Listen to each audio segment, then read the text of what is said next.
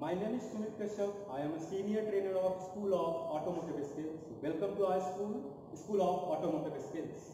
In this session, we will discuss about what your car wants. Actually, as a customer, as a vehicle owner, we should know how to maintain our cars at home. तो आज इसी points के ऊपर, इसी topics के ऊपर हम discuss करने वाले हैं. तो इसके साथ हमारे कंप्लीट सेशन में एंड तक आप बने रहें. ये सेशन काफी लाइव और इंटरेक्टिव होने वाला है. मेरे साथ मेरे असिस्ट को असिस्ट करने के लिए मेरे colleague mister Kamlesh Chaudhary, he will introduce himself. Thank you. Hello everyone, my name is Kamlesh Kumar Chaudhary and I am working as a trainer at School of Automotive Skills. And today we discuss about know what you want, and me and Sumit sir brief about our school. Now Sumit sir brief you about school. How we can maintain our car at home as a owner, as a customer. आपको अपने घर पे कैसे car को maintain करना है. What actually you should know what your car wants. As a vehicle owner, as a customer, we should know how to maintain our car at home. We should know what our car wants. तो सबसे पहले start करते हैं कि exterior और interior के बारे में हम डिस्कस करेंगे. आज पूरी डिटेल्स में सेशन काफी इंटरेक्टिव होने वाला है, तो प्लीज आप इस सेशन के साथ बने रहें. आज हम बात कर रहे हैं कि आप अपने व्हीकल को घर पे कैसे मेंटेन कर सकते हैं as a customer, as a owner. As a owner की बात करें हम, तो सबसे पहला मोस्ट इंपॉर्टेंट थिंग कि आप कभी भी अपने व्हीकल को फ्री एरिया में ना रखें. चाहे घर पे हो, पब्लिक प्लेस पे हो, कभी हो, हमेशा कोशिश करें कि व्हीकल आपका हमेशा शेडेड एरिया में हो या कवर किया हो. इसका सबसे बड़ा डिसएडवांटेज क्या है, अगर आप कवर नहीं करते हैं तो आपके जो पेंट है व्हीकल के वो फेड आउट हो जाएंगे और कलर आपकी व्हीकल की जा सकती है. और एक कंप्लीट कलर की जो कॉस्टिंग होती है वो अराउंड, अगर आप कंप्लीट कार की आप पेंटिंग कराते हैं दोबारा से, तो अराउंड 30,000 की कॉस्टिंग आ सकती है. तो आप सोच सकते हैं थोड़ी सी आपकी जो प्रिवेंटिव एक्शंस हैं उसके ड्यूरेशन, उसके लेकर के आप अपने व्हीकल्स को कितना आप मेंटेन कर सकते हैं. दूसरी सबसे बड़ी बात कि जो वायर के गायर के जो टायर प्रेशर्स हैं वो हमेशा आपके मेंटेन होने चाहिए. मेंटेन इसलिए नहीं होने चाहिए कि आपको गाड़ी चलानी है, सिर्फ मेंटेन इसलिए भी होनी चाहिए कि ताकि आपकी टायर की लाइफ मेंटेन रहे. टायर की लाइफ इससे बढ़ती है, तो टायर का जो टायर प्रेशर है वो हमेशा आप मेंटेन करके रखिए. जो भी रिकमेंडेड टायर प्रेशर्स हैं उसको आप हमेशा चेक करते रहें, मेंटेन करके रखें. उसके अलावा जो एक्सटीरियर बात करें तो डस्ट फ्री होने चाहिए आपके व्हीकल्स. हमेशा आपके व्हीकल को कोशिश करें कि व्हीकल पर किसी भी तरीके का कोई डस्ट पार्टिकल्स ना हो. सबसे मोस्ट इंपॉर्टेंट थिंग, कभी भी बर्ड ड्रॉपिंग आपके व्हीकल के ऊपर नहीं होनी चाहिए.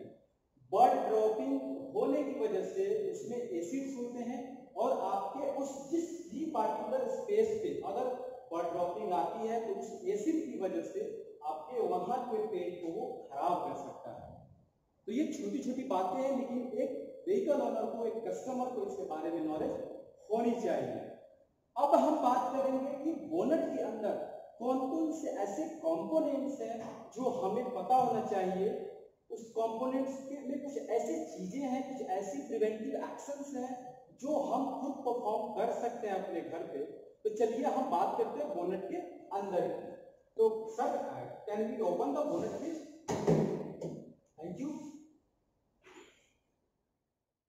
सो अभी अब हम गाड़ी के बोनट के अंदर जा रहे हैं ताकि हम देखेंगे कि कौन कौन से एज ए कस्टमर हमें मोस्ट इम्पॉर्टेंट जो कंपोनेंट्स है वो हमें पता होना चाहिए. तो शुरू करते हैं. यहाँ पे आप देख सकते हैं कि ये पूरा का पूरा जो लेआउट आपको दिख रहा है ये पूरा बोनेट के अंदर का लेआउट है. इसमें जो मेजर कंपोनेंट है, जो हॉट, जिसे हम बोलते हैं hot of the vehicles, that is your engine. यहाँ पर देखिए ये इंजन है. जो इंजन क्या करता है, हमें पावर जनरेट करता है इंजन को प्रोपेल करने के लिए. तो यहाँ पे आप देख सकते हैं कि जो सबसे मेजर कंपोनेंट है जो पावर जनरेशन का काम करता है वो इंजन करता है. ठीक है. इंजन के साथ अगर इस व्हीकल की बात करें किस टाइप की व्हीकल है तो ये फ्रंट व्हील ड्राइव है, क्योंकि यहाँ पे अगर देखें तो इंजन के साथ ही गियर बॉक्स अटैच है. अगर यहाँ पे आप देख सकते हैं कैमरा, अगर आप यहाँ पे देख सकते हैं तो ये इंजन के साथ ही गियर बॉक्स अटैच्ड है।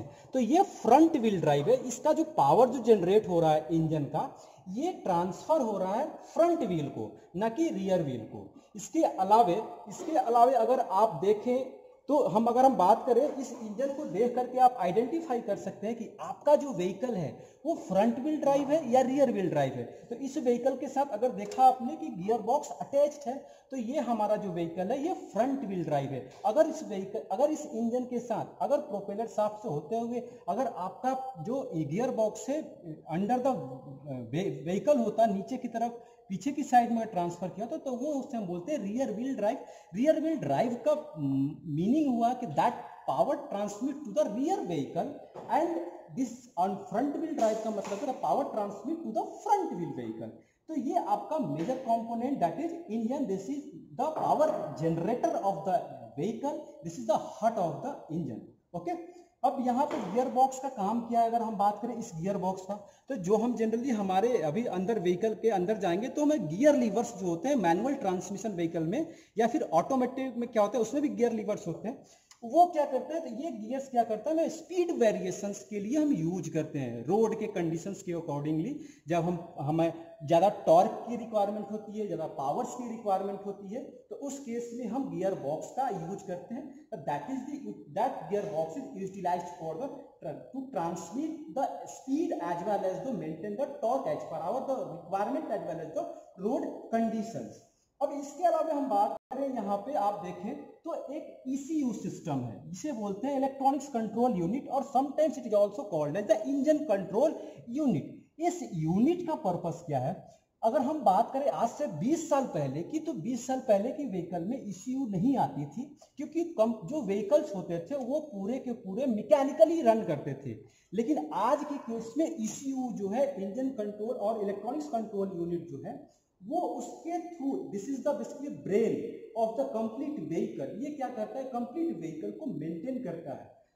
आज व्हीकल में बहुत सारे सेंसर्स यूज हो रहे हैं, और सारे सेंसर्स का जो कंट्रोल सिस्टम है वो हमारा ECU करता है, इलेक्ट्रॉनिक्स कंट्रोल यूनिट। सारे सेंसर्स को से मैसेज लेता है, देन एक्चुएटर को मैसेज पास करता है एज पर द रिक्वायरमेंट। अब नेक्स्ट बात करते हैं ECU के बाद ABS सिस्टम, जिसे हम बोलते हैं एंटी लॉक ब्रेकिंग सिस्टम। अगर यहाँ पर देखें एंटी लॉक ब्रेकिंग सिस्टम, ये आपको दिखाई दे रहा होगा, ये आप इजीली आइडेंटिफाई कर सकते हैं आप व्हीकल के अंदर। ये आप इजीली, आप ध्यान से देखो, सारे व्हीकल्स में आपको ABS कुछ इस तरीके को देखने को मिलेंगे। आप इससे इजीली आइडेंटिफाई कर सकते हैं कि what is an ABS। ABS is basically anti-lock braking system. Sometimes it is called anti-skid braking system also. इसका पर्पस क्या है एंटी लॉक ब्रेकिंग सिस्टम का? इसका पर्पस सेफ्टी पर्पस से यूज किया गया है, ब्रेकिंग को कंट्रोल करने के लिए। पहले क्या था, ABS सिस्टम यूज नहीं होते थे तो एक्सीडेंट के चांसेस काफी ज्यादा होते थे। ABS के इम्प्लीमेंट होने से जो स्किड की प्रॉब्लम थी, जो व्हीकल में स्किड होने के चांसेस थे, उसको काफी लिमिट्स तक मिनिमाइज किया गया है, जिससे व्हीकल स्किड न हो और एक्सीडेंट कम हो। अगर हम बात करें ABS सिस्टम, तो ABS is the integrated part of the braking system, जो हम ब्रेक लगाते हैं फॉर द सेफ्टी पर्पस। तो आई होप आपको ये ABS आपको क्लियरली समझ में आया होगा। लेकिन इसमें भी बहुत सारे टाइप्स के होते हैं, 4x4 होते हैं, 4x3 होते हैं, 4x2 होते हैं, 4x1 होते हैं। ये 4x4 है, यानी कि इसका जो ABS जो है ये 4 व्हीकल्स पे डायरेक्टली कनेक्टेड है, 4 व्हीकल्स से इक्वली ये एक्टिव है। अब बात करते हैं इसके अलावा ये बैटरी सिस्टम की। अगर ये बात करें बैटरी, या ऊपर एक आपका फ्यूज बॉक्स दिखाई दे रहा है। इस बैटरी में सबसे पहले मैं बात करूं बैटरी का पॉजिटिव और नेगेटिव टर्मिनल जो है हमेशा प्रॉपरली टाइट होने चाहिए। ये आप चेक कर सकते हैं हमेशा कि बैटरी के पॉजिटिव और नेगेटिव टर्मिनल हमेशा टाइट हो सकते हैं। यहाँ देख सकते हो कि ये बिल्कुल टाइट है। अगर यहाँ पे अगर टर्मिनल लूज है तो यहाँ पे शॉर्ट होने के चांसेस ज्यादा होते हैं। यहाँ पर देख सकते हैं पॉजिटिव टर्मिनल और ये टर्मिनल दोनों बिल्कुल टाइट है। तो आपको ये आप रोज चेक कर सकते हैं, वीक में एक बार अपने घर पे चेक कर सकते हैं कि आप अपने व्हीकल की जो बैटरी है आपका टर्मिनल प्रॉपरली टाइट है या नहीं है। इससे क्या होगा कि आप व्हीकल को शॉर्ट होने से बचा सकते हैं। इसके अलावा ये व्हीकल का फ्यूज बॉक्स है, आप इसमें ज़्यादातर आपको एज ए कस्टमर इसको आपको नहीं भी नॉलेज है तो चलेगा, लेकिन अगर आप इसको ओपन करके देखना चाहते हैं तो डेफिनेटली आप देख सकते हैं, इसमें कोई प्रॉब्लम्स नहीं है। इस पे सारे सिम्बॉल्स बने होते हैं फ्यूज बॉक्स के ऊपर कि कौन सा बैटरी कौन सा फ्यूज किसके लिए यूटिलाइज किया जा सकता है। अगर आप यहाँ पर देखिए तो ये सारे फ्यूजेस, ये 32 वोल्ट 32 वोल्ट 32 वोल्ट ये सारे फ्यूजेस आपको आप इजीली आइडेंटिफाई कर सकते हैं। तो ये फ्यूज बॉक्स में आपको ज़्यादातर ज़रूरत नहीं होती है। बेसिकली हम रिकमेंड करेंगे कि ये मैन्युफैक्चरर या फिर सर्विस सेंटर पे ही आप इसको ओपन कराएं या ओपन करने की कोशिश करें। अब बात करते हैं हम कि इंजन के अलावे हमने बात की, अभी एबीएस सिस्टम की बात करी हमने, ईसीयू सिस्टम की बात करी हमने, बैटरी सिस्टम की। अब बात करते हैं कि हम व्हीकल में ये जो आपको टैंक दिख रहा है, ये टैंक कूलेंट टैंक है। तो सबसे पहले आप बेसिकली क्या करते हैं कि आप कहीं भी सर्विस सेंटर पे गए, कूलेंट यूज कर लिया, कूलेंट टॉपअप करा लिया, लेकिन हमें बेसिकली क्या पता है कि कूलेंट का पर्पस क्या है। तो कूलेंट का पर्पस बेसिकली इंजन को कूल करना होता है, क्योंकि इंजन एक सर्टेन टेम्परेचर तक इंजन को मेंटेन करके रखना था। क्योंकि आपको पता है इंजन के अंदर अप्रोक्सीमेटली 1400-1600 डिग्री सेल्सियस टेम्परेचर्स होते हैं। उस टेम्परेचर्स को मेंटेन करने के लिए हम कूलेंट का यूज करते हैं। पहले के व्हीकल्स में, अगर हम आज से 20 साल पहले की बात करें तो पहले वाली जरूरत नहीं है।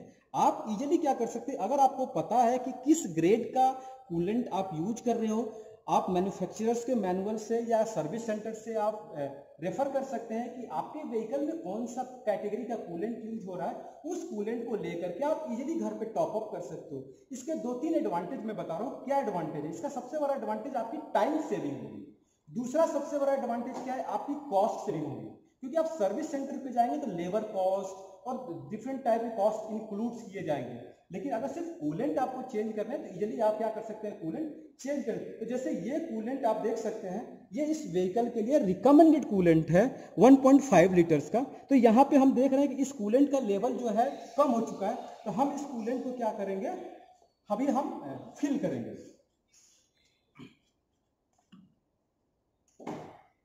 अभी हर एक मैन्युफैक्चरर की बात करें तो सबका कूलेंट की जो कैटेगरी है अलग अलग है।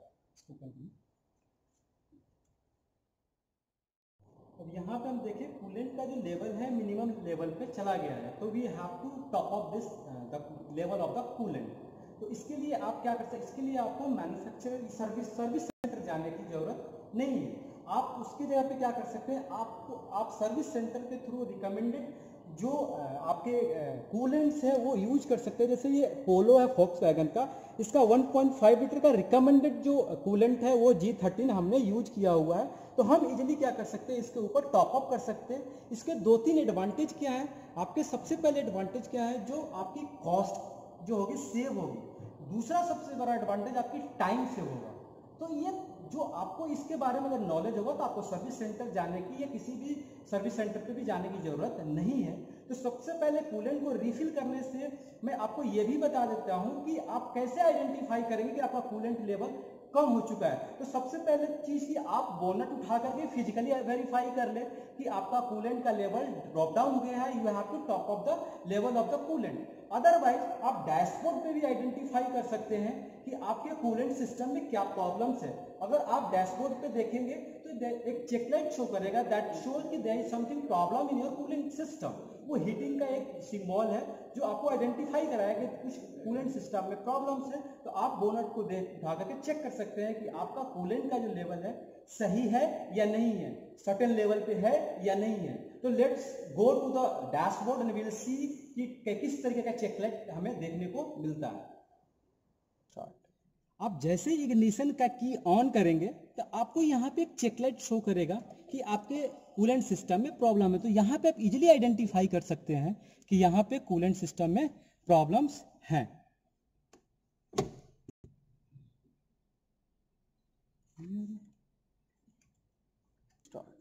यहाँ पे आप देख सकते हैं कि ये जो सिंबल दिख रहा है हीटिंग का, ये बेसिकली कूलेंट सिस्टम के लिए है कि ये इंडिकेट कर रहा है कि there is something issue with your cooling system. तो आप इससे भी आइडेंटिफाई कर सकते हैं कि अगर आपका इंजन हीट हो रहा है, यानी इंजन हीट होने का मतलब कि कूलिंग सिस्टम प्रॉपर्ली वर्क नहीं कर रहा है, तो नाउ यू हैव टू क्या करना है, आपको चेक करना है कूलेंट का लेवल आपका प्रॉपर्ली मेंटेन है या नहीं है। अगर नहीं है तो आप क्या करें, कूलेंट को टॉप अप करें, खुद से घर पे करें, या फिर अगर किसी सेंसर्स में प्रॉब्लम है तो सर्विस सेंटर जाएं। ओके, अब जैसा कि हमने देखा कि चेक लाइट आ रहे थे, अब हम क्या करेंगे, कूलेंट को रिफिल करेंगे अपने कूलेंट टैंक में, और फिर अगेन हम चेक करेंगे, जब फाइनल चेकअप करेंगे हम तो देखेंगे कि वो चेक लाइट आ रहे हैं या नहीं आ रहे हैं। अगर कूलेंट के लेवल की वजह से आ रहे होंगे तो हमें ये क्लियर होना चाहिए कि हमें कूलेंट का लेवल प्रॉपर्ली मेंटेन करके रखना चाहिए। Now will fill the coolant in the coolant tank. Coolant tank को फिल करने के लिए आप कीप का भी यूज कर सकते हैं, एज पर जो भी आपके लिए सुटेबल हो आप इजीली इसे यूज कर सकते हैं। अब यहाँ पर देख सकते हैं कि जो लेवल है मैक्सिमम और मिनिमम के बीच आ गया, तो इस लेवल को आप मेंटेन कर सकते हैं। तो इससे क्या होगा कि आपकी जो रिक्वायर्ड क्वांटिटी थी, आपने उतने ही अमाउंट में आपने कूलेंट को यूज किया। तो इसका एडवांटेज क्या हुआ कि आपकी कॉस्ट सेविंग हुई। अगर आप सर्विस सेंटर में जाएंगे तो टॉप अप के चार्जेस आपको फुल पे करने होते हैं। तो ये एक आपका, आप इस तरीके से कूलेंट के लेवल को घर पे मेंटेन कर सकते हैं। अब हम बात करते हैं इंजन ऑयल की। सबसे पहले बात करें कि इंजन ऑयल क्यों यूज करते हैं। तो इंजन ऑयल का जो यूज करने का जो पर्पस है, that maintains the lubrication of the complete engine. क्योंकि इंजन के अंदर जो मूविंग कंपोनेंट्स है, मूविंग पार्ट्स जो है, जो पिस्टन मूव करते हैं और जितने भी मूविंग कंपोनेंट्स है उनको प्रॉपर क्या करता है, लुब्रिकेशन प्रोवाइड करता है, और साथ में कूलेंट की तरह भी वर्क करता है।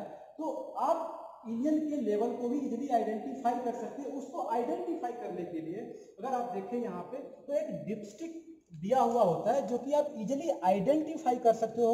हर एक व्हीकल में इस तरह के डिपस्टिक आपको देखने को मिलेंगे। ये कूलेंट के लेवल को आइडेंटिफाई करने के लिए ही होता है। तो यहाँ पर अगर हम निकालें तो निकालने के बाद आपको सबसे पहले प्रॉपर्ली क्लीन करने होते हैं इसे, ताकि जो अननेसेसरी जो कूलेंट्स लगे, इंजन ऑयल्स जो लगे हुए हैं वो क्लीन हो जाए, और दोबारा से उसको क्या कर सकते हैं, करेंगे आप रीइंसर्ट करेंगे। रीइंसर्ट करने के बाद एक मिनट, सबसे पहले हम देखें यहाँ पे, अगर तो यहाँ पे एक लेवल आइडेंटिफाई कर रखा है। अगर देखें यहाँ पे तो ये देख रखा है, हाँ, ये इन दोनों के बीच में ही हमारा लेवल मेंटेन होना चाहिए। ये आप देखेंगे इजीली ये कट मार्क्स दे रखे हैं, यानी ये मिनिमम लेवल और ये मैक्सिमम लेवल, इन दोनों के बीच में ही आपके जो इंजन ऑयल है उसके लेवल मेंटेन होने चाहिए। तो आप इसमें दो चीज़ों को आइडेंटिफाई करोगे, पहला कि कूलेंट लेवल कैसे आइडेंटिफाई करें, दूसरा ये भी आप चेक कर सकते हो फिजिकली कि आपकी जो इंजन ऑयल है रिप्लेस करने के लायक है या नहीं है। तो यहाँ पर अगर आप देखें तो इजीली आप देख सकते हैं कि जो लेवल है आपका ये प्रॉपरली मेंटेन्ड है। आप देख सकते हैं यहाँ पे जो कूलेंट का लेवल है बिल्कुल टॉप पोजीशन पे है, इजीली मेंटेन्ड है। तो इस तरीके से आप अपने इंजन ऑयल के लेवल को आइडेंटिफाई कर सकते हैं। इसके अलावा आप ये भी आइडेंटिफाई कर सकते हैं कि आपका इंजन ऑयल जो है वो रिप्लेसेबल हुआ है या नहीं है। हालांकि जो मैन्युफैक्चरर्स होते हैं वो रिकमेंड करते हैं कि आप एक सर्टेन किलोमीटर के बाद आपको इंजन ऑयल रिप्लेस करने हैं, लेकिन सपोज आपका व्हीकल लंबे टाइम तक खड़ा है, उस केस में आप अगर आइडेंटिफाई कर सकते हैं कूलेंट को तो इजीली आइडेंटिफाई कर सकते हैं। जैसे अगर आप यहाँ पर देखें तो यहाँ पे किसी भी तरीके का कोई डस्ट पार्टिकल नहीं दिखाई दे रहा और बिल्कुल क्लीन दिखाई दे रहा है, यानी कि ये इंजन ऑयल अभी रिप्लेस करने के लायक नहीं है। इसके अलावा अगर देखें, अगर बर्न्ड जो इंजन ऑयल्स है वो आप देख सकते हैं यहाँ पे कि किस तरीके से बिल्कुल ब्लैक हो जाते हैं। दोनों में आप डिफरेंस इजीली आइडेंटिफाई कर सकते हैं। तो ये इंजन ऑयल जो है ये रिप्लेस किया हुआ है किसी व्हीकल्स का। तो इस तरीके से आप ये भी आइडेंटिफाई कर सकते हो कि इंजन ऑयल को कैसे हम चेक करें। तो दो चीजें आप इससे कर सकते हो, डिपस्टिक से आप लेवल चेक कर सकते हैं और दूसरा आप उसके लेवल को आइडेंटिफाई कर सकते हैं एंड आप उसके चेक कर सकते हैं कि रिप्लेसेबल है या नहीं। हालांकि मैं अगेन रिपीट कर रहा हूं कि जो मैन्युफैक्चरर्स होते हैं वो एक सर्टेन डिस्टेंस पे गाड़ी रन करने के बाद वो रिकमेंड करते हैं कि आपको इतने किलोमीटर तक, जैसे महिंद्रा की बात करें तो हर एक 10,000 किलोमीटर पे आपको इंजन ऑयल रिप्लेस करना होता है। लेकिन इन केस आपकी गाड़ी काफी लंबे टाइम तक स्टैंड ड्राई कंडीशन में रहिए, आपने यूज नहीं किया, उस केस में आप इस तरीके से घर पे ही इंजन ऑयल को रिप्लेस कर सकते हैं, अपने गाड़ी को मेंटेन कर सकते हैं। तो ये हमने बात करी थी इंजन ऑयल की। अब हम बात करेंगे ब्रेक ऑयल की। हम बात करें ब्रेक ऑयल में, ब्रेक ऑयल क्यों यूज हो रहा है, क्योंकि हम जितने भी जो मिडिल कमर्शियल व्हीकल्स होते जो हैं, मीडियम कमर्शियल व्हीकल जो होते हैं, वो ज़्यादातर हाइड्रोलिक ब्रेकिंग सिस्टम यूज करती है, और हाइड्रोलिक ब्रेकिंग सिस्टम में हमें उसके लिए फ्लूइड यूज करना होता है, जिसे हम ब्रेक फ्लूइड के नाम से जानते हैं, जिसे हम ब्रेक फ्लूइड के नाम से जानते हैं। अब हम मूव कर रहे हैं ब्रेक फ्लूइड की तरफ। तो आप यहाँ पर देख सकते हैं कि ये ब्रेक फ्लूइड का टैंक दे रखा है यहाँ पे। आप इसे इजीली आइडेंटिफाई कर सकते हैं किसी भी व्हीकल में, क्योंकि इसके कैप के ऊपर ही मेंशन कर रखा होता है brake fluid. So brake fluid क्यों यूज करते हैं? ब्रेक फ्लूइड बेसिकली हम दिस इज अ, तो आप इस ब्रेक फ्लूइड को इजीली आइडेंटिफाई कर सकते हैं कि इसका लेवल मेंटेन्ड है या नहीं है। आप इसमें ज़्यादा से ज़्यादा टॉप अप कर सकते हैं। तो इसको टॉप अप करने के लिए आप इजीली ब्रेक के कैप को ओपन करके आप इसका लेवल चेक कर सकते हैं कि इसमें ब्रेक फ्लूइड है या नहीं है।